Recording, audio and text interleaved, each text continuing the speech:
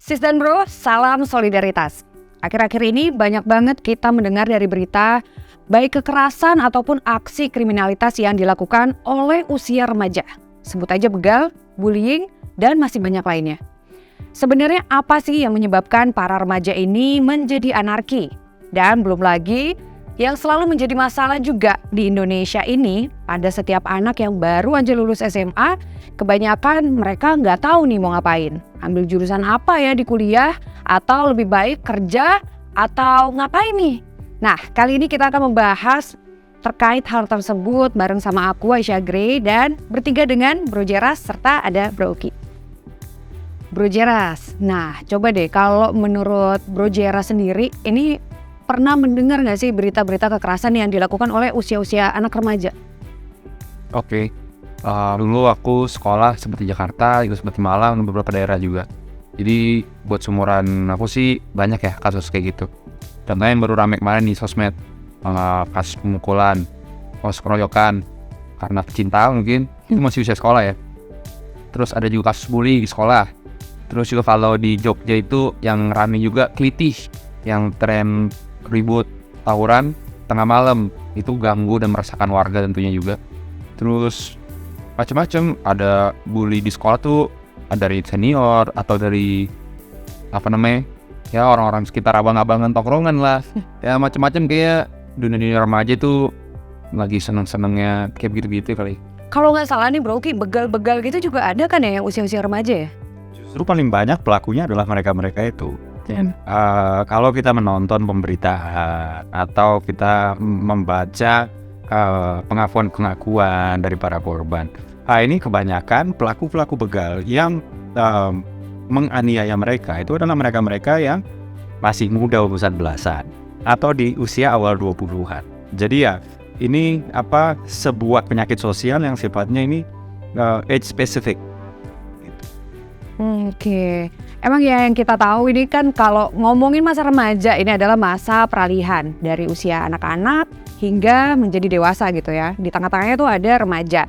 Nah, mereka ini mengalami perubahan-perubahan nih, baik dari fisik mereka mulai berubah gitu kan. Terus juga dari mentalnya pun berubah, apalagi perubahan hormonal yang paling berasa banget biasanya. Nah, mungkin kalian inget ya kalau pada saat kalian remaja, emosi itu lebih menggebu-gebu, terus juga energi kok kayaknya nggak habis-habis. Nah, sehingga mereka juga pastinya lebih cenderung emosional, lebih energetik, terus juga banyak eksplor, mencoba hal baru, terutama adalah hal-hal yang mereka anggap hal yang dilakukan oleh orang dewasa. Nah, karena mereka juga sebenarnya mulai membutuhkan pengakuan kalau mereka udah bukan anak-anak lagi. Nah, makanya pembuangan energi sebenarnya kan perlu dilakukan, tapi justru ke hal yang positif, sehingga mereka tuh nggak melakukan hal yang negatif lagi. Karena emang kalau kita ngomongin energi, mungkin Bro Jeras kan kayaknya lebih muda dibanding kita berdua gitu ya. Masih ingat banget gitu ya zaman sekolah. Ngerasa gak sih dulu tuh kayaknya kok gak capek-capek, abis sekolah masih banyak aktivitas, terus kayak masih seger aja gitu.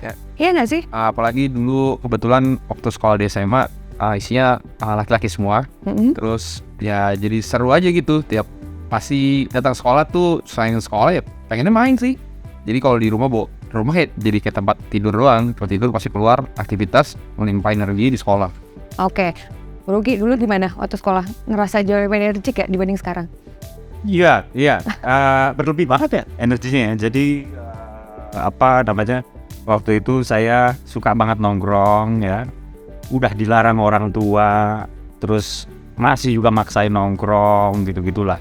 Dan ini adalah bagian dari energi yang kebanyakan tadi. Oke. Nah, tapi kalau kita ngomongin sekolah gitu ya, ini kan proses belajar mengajar yang kita tahu, ya kan? Kita sekolah untuk menuntut ilmu, itu adalah kata-kata Indonesia banget. Nah, tapi apakah hanya menuntut ilmu mata pelajaran itu cukup? Seharusnya enggak ya, jadi kayak begini. Saya pernah ya di sebuah tongkrongan itu nanya, di sini siapa yang suka nongkrong? Semuanya anak-anak itu usia 15 ke atas sampai 25 lah ya. Itu angkat tangan.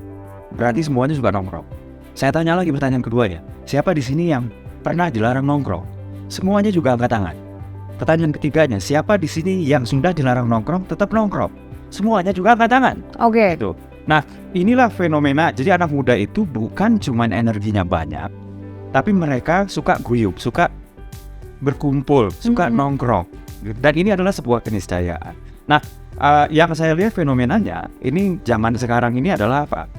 Seolah nongkrong itu adalah sesuatu yang salah. Kalau buat saya pribadi, nongkrong itu nggak salah.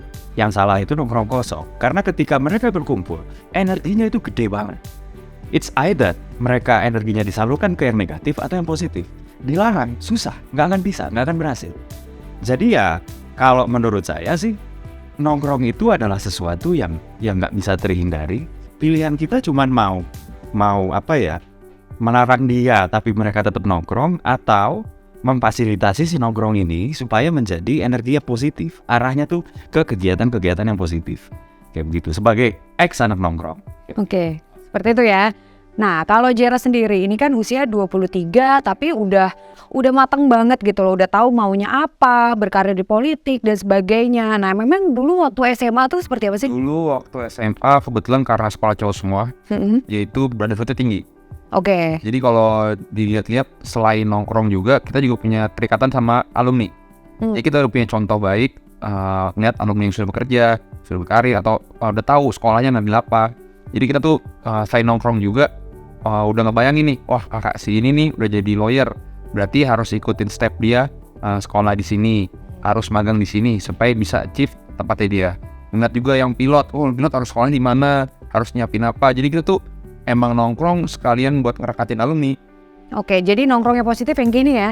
Ya, saling belajar satu sama Contohnya ya? lain, atau saling bertanya ke teman di sebelahnya, kita mau membuat karya apa gitu. Karena kalau kita nggak melakukan seperti yang dilakukan Bro Jeras tadi, atau kalau kita nggak saling bertanya untuk lakukan hal positif apa yang mau kita buat gitu ya, sudah hampir pasti energi itu pasti jatuhnya ke hal-hal nggak baik. Berantem, berkelahi, tawuran gitu ya, perilaku seks nggak bertanggung jawab, narkoba, mabok-mabokan biasa habis itu ribut segala macam kayak begitulah. Nah, ini yang nongkrong yang saya bilang tadi, nongkrong kosong. Oke, nah tapi nih ya, banyak sekali sebenarnya anak-anak sekolah juga yang mengalami stres karena mata pelajaran. Karena mereka itu kan memang dituntut untuk bisa menguasai semua mata pelajaran tanpa adanya penyaluran bakat seperti itu ya. Kan harusnya kayak di sekolah, kalau dulu sih aku kayak ngambil eskul lagi di luar karena di sekolah tidak disediakan gitu. Misalkan minatnya ke tari atau minatnya ke teater, musik, dan atau bahkan beberapa cabang olahraga nggak ada di sekolah. Jadi mau nggak mau kita harus cari aktivitas ekstra di luar. Tapi kan berarti ekstra cost lagi kan. Nah, lebih baik nggak sih kalau misalkan sekolah di Indonesia itu juga selain belajar mengajar juga memiliki berbagai fasilitas. Selain untuk menghabiskan energi juga kan pastinya bagus juga tuh untuk mengarahkan minat. Ya benar. Jadi ini mengingatkan saya sama sistem pendidikan di Finlandia ya. Yaitu sistem pendidikan yang terbaik di dunia. Yaitu sistem pengujian, penilaian itu nggak ada yang seperti kayak ujian nasional semua anak dihadapkan sama persoalan yang sama gitu. Tapi mereka sejak kecil itu belajar mengajarnya sudah highly personalized. Jadi si anak ini udah dilihat minatnya kemana, bakatnya kemana, terus habis itu dia memiliki ketertarikan misalnya matematika pun juga matematika yang seperti apa. Nah itu sudah highly personalized. Jadi si anak ini nggak disamakan perlakuannya atau materi yang dikasih ke dia itu nggak disamakan dengan anak yang lain. Cuman kita mungkin untuk kesana masih terlalu jauh. There has to be a baby step gitu. Nah, soal penjurusan ini ya memang seharusnya dilakukan sejak dini. Dan soal penjurusan ini juga seharusnya sudah dilekatkan sama kebutuhan ketenaga kerjaan, yaitu oleh industri, oleh dunia usaha, dan lain-lain. Kita tadi bicara soal remaja yang suka nongkrong, apalagi yang baru lulus SMK misalnya. Ini kan banyak dari mereka yang sebenarnya seperti dilepas gitu aja oleh negara. Sehingga mereka juga bingung mau ngapain.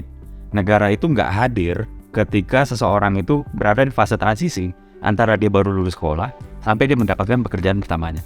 Negara itu nggak hadir. Nah, banyak di antara mereka yang kemudian menghabiskan energinya yang super masif itu ke hal-hal yang ya oke, kita dihadapkan sama fenomena nongkrong. Ya mereka nongkrongnya juga bukan nongkrong yang difasilitasin baik-baik kayak gitu ya. Akhirnya ya tadi itu apa namanya terjadi fenomena begal, keliti dan lain-lain lah. Nah ini juga menjadi sebuah harusnya menjadi sebuah perhatian buat negara, bahwa negara itu seyogianya hadir ketika seseorang berada di fase transisi yang tadi itu. Nah di negara maju seperti di Jerman, di Australia, negara sudah hadir di suatu fase yang kita sebut transition from school to work. Nah di Indonesia belum. Oke. Nah tapi sebenarnya kalau kita ngomongin fasilitas gitu ya, nggak ada pakemnya di Indonesia. Kayak misalkan di beberapa negara itu kan pasti ada lapangan olahraga, terus juga selain itu ada tari, mungkin ruang diskusi atau ruang berpolitik gitu kan, ruang debat, musik dan lain-lain. Tapi kan di Indonesia nggak ada. Nah ini akan menjadi negara yang lebih baik nggak sih kalau sekolah-sekolah di Indonesia mengadakan fasilitas di luar belajar mengajar? Iya dong, harusnya ya dong. Jadi saya teringat sama ini ya, pengalaman saya di Sweden ya. Jadi di Sweden itu lapangan bola semuanya itu gratis misalnya. Apapun fasilitas tari segala macam itu adalah fasilitas publik yang digratiskan. Yang pada awalnya memang pembiayaannya, pembuatannya, perawatannya itu dilakukan atau dibayarin oleh negara. Tapi kemudian lama-lama karena sering ada kompetisi, lama-lama kan di sana ada klub yang berlatih di sana, lalu ada kompetisi dan lain. Akhirnya ada sponsor masuk, kayak begitu loh. Nah kalau konteksnya sekolah sih, saya pikir juga seharusnya seperti itu. Nggak hanya sekolah tapi ya. Jadi kalau sekolah itu kan kaitannya dengan keterbatasan dana dan lain-lain. Jadi beban untuk menyalurkan energi anak-anak muda, anak-anak sekolah, supaya energi tersebut tersalurkan ke hilir yang positif, ini jangan hanya dibebankan kepada sekolah. Tapi yes, sekolah seharusnya memiliki beban itu juga. Tapi nggak hanya sekolah nggak akan mampu. Betul. Nah kalau Jeras dulu gimana? Ada aktivitas nggak di luar belajar mengajar? Pribadi sih dulu waktu SMA yang ikut program pelajar, terus misi budaya juga. Waktu itu sempat ke Slovenia gitu-gitu, main angklung, terus ikut paskib, ikut OSIS, ikut kegiatan sepak bolanya, organisasi. Ya jadi emang waktu lebih banyak dihabiskan di luar rumah sih. Jadi pulang-pulang udah tinggal capek, tinggal tidur aja, udah nggak sempat mikirin yang lain-lain gitu. Oke, nah itu sendiri merupakan kewajiban dari sekolah atau inisiatif pribadi? Kultur yang dibangun dari sekolah sih. Kayak gimana ya, udah disediakan fasilitas-fasilitasnya, bukan fasilitas fisik ya, tapi kayak fasilitas kegiatan jaring alumni gitu, makan bareng sama alumni, nongkrong bareng sama alumni, terus banyak kegiatan organisasi juga, terus ikut kegiatan pensi juga, kan bergengsi tuh. Jadi kalau kegiatan-kegiatan kayak gitu yang positif, saya rasa emang kulturnya dibangun sih dari awal. Jadi dari kelas 1 dari MOS, dari ospek, bahasa sekarang apa ya, ospek itu masa perkenalan, dikasih tahu nih, bukan jenjang karir ya, kayak dikasih tahu lah jenjangnya itu kelas 1 gimana, kelas 2 gimana, kelas 3 gimana. Jadi udah ada bayangan, yaitu kultur itu yang dibangun. Oke, kultur seperti itu yang dibangun gitu ya. Sedangkan kan kayak sebenarnya beberapa sekolah di Indonesia juga masih belum mampu untuk memutus tradisi tawuran, misalkan tawuran antar sekolah. Itu kan masih menjadi problem juga gitu kan. Nah mungkin itu adalah ya energi mereka ataupun waktu luang pulang sekolah ngapain yuk, berantem yuk gitu kan. Mungkin jadi seperti itu ya. Nah ini memang kalau misalkan dibebankan ke sekolah nampaknya agak berat ya, karena mungkin keterbatasan dari area sekolahnya. Terus juga sekolah terbagi sekolah negeri dan juga swasta. Mungkin kalau negeri masih bisa disupport oleh pemerintah. Nah ini bagaimana yang swasta gitu kan. Nah tapi kan kalau kita lihat juga memang kalau swasta cenderung biasanya biayanya lebih tinggi gitu ya. Mungkin bisa lebih diselipkan gitu ya. Nah ini kalau kebijakannya, berarti kebijakannya ada di pemerintah dong? Kalau negeri ya. Kalau negeri memang iya. Pun demikian, swasta pun untuk membangun sebuah sekolah itu ada standar tertentu juga. Jadi ada swasta yang jauh di atas si standar tertentu tersebut, ada yang pas-pasan. Jadi swasta juga kan nggak semuanya swasta yang quote and quote kurang fasilitas, atau nggak semuanya juga yang fasilitasnya berlebih. Ada sebuah sekolah swasta misalnya di bilangan Pondok Labu ya, sekolah Islam. Saya pernah ke sana dan itu lapangannya ada lapangan bola, ada lapangan basket hall kayak gitu ya. Terus habis itu mereka memiliki tempat peribadatan juga yang bagus, kelas-kelasnya juga keren gitu. Cuman kan nggak semua swasta kayak mereka. Gitu, ada juga swasta yang pas-pasan banget. Juga demikian dengan negeri. Gitu, ada sekolah negeri yang gedungnya udah reot, ya. Ada yang sudah ber-AC padahal masih SD gitu. Itu juga ada. Jadi terkait dengan fasilitas, memang di Indonesia ini baik yang negeri dengan sesama negeri atau negeri dengan swasta atau swasta dengan swasta, ini nggak merata. Sehingga keterbatasan inilah yang membuat si siswa-siswa tersebut bisa aja nggak betah di sekolah, atau bisa aja nggak tersalurkan karena nggak punya wadah untuk menyalurkan energinya dia yang banyak banget itu. Belum lagi kalau udah ngumpul, kalau mereka udah ngumpul, energinya yang tadinya besar menjadi berkali-kali lipat lebih besar lagi. Gitu. Dan kalau misalnya perkumpulan mereka ini kemudian nggak diarahkan, difasilitasin ke yang baik-baik, gitu, ini mereka sudah hampir pasti akan kena yang negatif itu ada. Oke, jadi memang kalau kita berbicara tentang musik gitu kan, terus tari, olahraga, kelas debat, terus juga kegiatan sosial, kegiatan alam, mungkin pecinta alam gitu ya, beberapa sekolah zaman dulu dari dulu udah ada nih. Nah, ini semuanya selain bisa menjadi bentuk terapi remaja, tentunya bisa menjadi pembentukan karakter juga. Terus bisa menjadi ajang pencarian minat juga, sehingga mereka jadi tahu nih, mereka tuh sebenarnya suka apa sih dan mau menjadi apa pada saat mereka dewasa nanti. Sehingga gak kalah penting juga dengan mata pelajaran. Nah, kalau menurut Sis dan Bro, setuju gak nih? Dan apakah kalian punya saran, mungkin bisa langsung tulis aja di kolom komentar di bawah, karena kita juga pengen denger dari kalian gitu ya.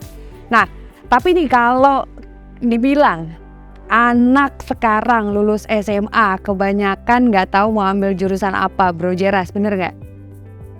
Bener, tapi di case sekolah SMA aku dulu nggak. Oke, karena udah mulai diarahin gitu ya dari SMA ya. Jadi di SMA aku ada kultur namanya karir day. Jadi karir day itu semua alumni yang udah berkarir atau yang masih lagi, ya sekarang trennya lagi begitu deh. Sekolah-sekolah negeri itu biasanya baru masuk kuliah, mereka diundang untuk sharing gitu ya. Sharing gimana caranya, tapi kan dia nggak mengarah, belum tahu kan mau kerja apa, baru ngasih tahu, saya terima di universitas ini loh, cara masuknya gini, cara masuk SBMPTN gini. Cuma kalau di SMA aku, menurutku bisa bilang lebih advance. Yang udah berkarir udah ngasih tahu pro consnya buat ke jenjang karir ini tuh gimana. Misalnya yang cara masuk kepolisian atau TNI itu gimana. Terus kayak misalkan kalau berkarir di lawyer, di pilot, harus ambil kuliah apa dan harus kuatin di bidang apa. Nah, menurutku ini bisa dicontoh ya, maksudnya trennya udah mulai dipakai yang baru masuk kuliah, tapi kayaknya lebih bagus yang udah berkarir deh. Jadi dia ngasih tahu ini sebaiknya harus ambil apa. Nah, kayaknya bisa juga tuh, karena ini sebenarnya tanpa kos gitu ya. Kita tinggal mengundang alumni aja untuk datang, dan ini bisa menjadi solusi juga untuk membimbing adik-adik yang masih di SMA, untuk mengarahkan mereka tuh sebenarnya kemana, sukanya apa, minatnya apa, dan kalau mereka ingin memiliki cita-cita tertentu itu bagaimana cara untuk meraihnya gitu ya. Nah, Bro Ki, kalau kita ngomongin pekerja yang ada di Indonesia, banyak nggak nih pekerja yang ada di Indonesia tapi nggak sesuai dengan jurusan mata kuliahnya? Oke, nggak hanya mata kuliah ya, nggak sesuai dengan latar belakang pendidikan lah ya. Iya, latar belakang pendidikan. Ya, ini saya mau ngutip datanya International Labour Organization ya, bahwa lebih dari separuh pekerja di Indonesia hari ini itu nggak bekerja sesuai dengan latar belakang pendidikannya. Itu data pertama ya. Kemudian saya mau mengutip data kedua dari United Nations Population Fund, bahwa sebagian besar orang Indonesia yang baru lulus sekolah kah, kuliah kah gitu ya, untuk mendapatkan pekerjaan pertamanya, mereka membutuhkan waktu lebih dari setahun. Jadi ada istilahnya sebutnya first time job seeker, dia pencari pekerja pemula. Dia membutuhkan membutuhkan waktu lebih dari setahun untuk mendapatkan pekerjaan pertamanya. Lalu data BPS mengatakan bahwa sebagian besar pengangguran kita adalah lulusan SMK yang seyogianya harusnya sudah siap serap. Betul. Nah, ini kan kemudian kita bertanya ya, padahal lapangan pekerjaan itu ada. Kenapa saya bilang lapangan pekerjaan itu ada? Karena faktanya pengangguran di Indonesia itu turun terus. Di saat yang bersamaan padahal angkatan kerja itu nambah terus, sekitar 2 jutaan per tahun. Tapi di tengah-tengah angkatan kerja yang nambah terus, kok pengangguran terus-terus. Itu artinya lapangan pekerjaannya ada.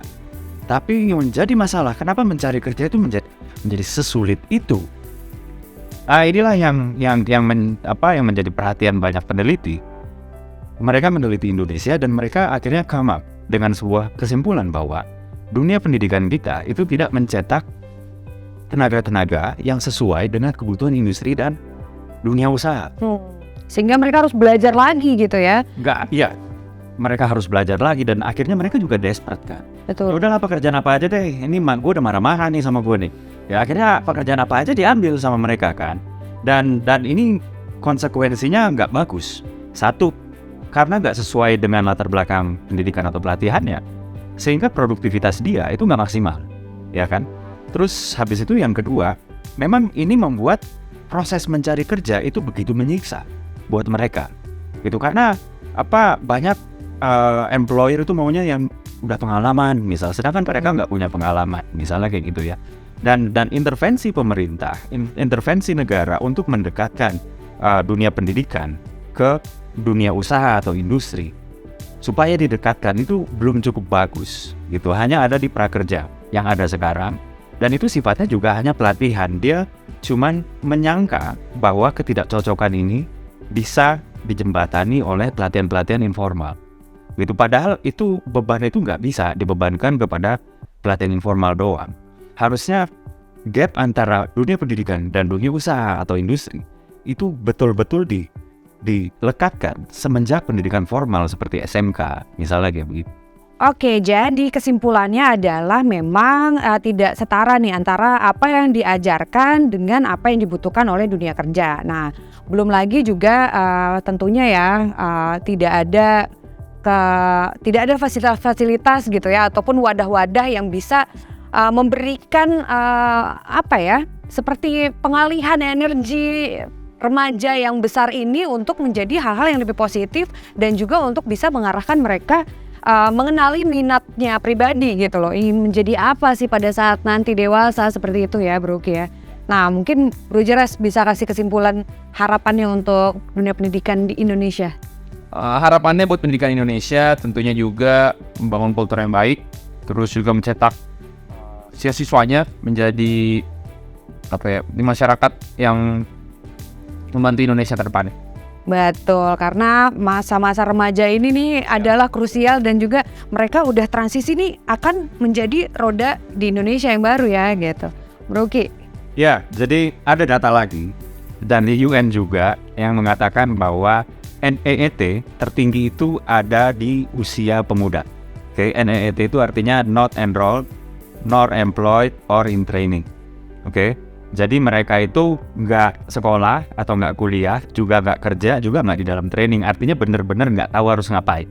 Dan kelompok masyarakat yang paling besar kayak begini ini adalah kelompok pemuda. Oke. Nah, harapan saya, PSI itu berhasil ya mewujudkan mimpi kita, yaitu Prakerja 2.0, yaitu kita punya mimpi besar untuk mencocokkan antara dunia pendidikan, dunia ketenagakerjaan, juga dunia usaha. Gitu. Jadi kita ingin SMK di Indonesia itu baik jumlahnya, sebarannya, kurikulumnya itu mengikuti kebutuhan di masing-masing daerah, kebutuhan industri dan potensi ekonomi di masing-masing daerah. Libatkan juga pelaku-pelaku industri dalam membuat kurikulum. Kalau bisa libatkan juga pelaku industri dalam proses belajar mengajar atau transfer ilmu. Ini niscaya mereka-mereka yang bingung ini sudah dicaplok duluan sama industri. Saya mau kamu. Jadi nggak ada gap antara ketika mereka baru lulus terus bingung mau ngapain ya gitu. Karena sebelum mereka lulus saja, mereka itu sudah diarahkan oleh si pelaku industri itu supaya sesuai dengan kebutuhan si pelaku industri itu. Dan pada akhirnya bahkan mungkin sebelum mereka lulus, mereka sudah diambil duluan. Kamu sama saya ya. Kayak gitu. Nah, inilah yang terjadi di negara-negara maju. Gitu. Jadi harapan kita tentu Prakerja 2.0 ini bisa betul-betul menjadi kenyataan, dan itu hanya bisa terjadi kalau misalnya PSI sebagai penggagasnya itu ada atau duduk di DPR RI. Amin. Jalankan fungsi legislasi, pengawasan dan Amin, doain ya Zidane Bro gitu. Oke, Diskusi kita sampai sini aja di episode kali ini. Nah, kalau misalkan kalian punya pendapat pribadi, boleh tulis di kolom komentar. Dan kita akan diskusikan lebih lanjut lagi mungkin ya, kalau memang harus. Dan memang nih, kalau misalkan kita ngomongin usia remaja, ini adalah sekali lagi usia yang krusial. Jadi apabila tidak mendapatkan lingkungan serta perhatian yang tepat, ini tentunya bisa berujung pada tindakan yang negatif. Mulai dari yang merugikan diri sendiri, hingga kepada merugikan orang lain.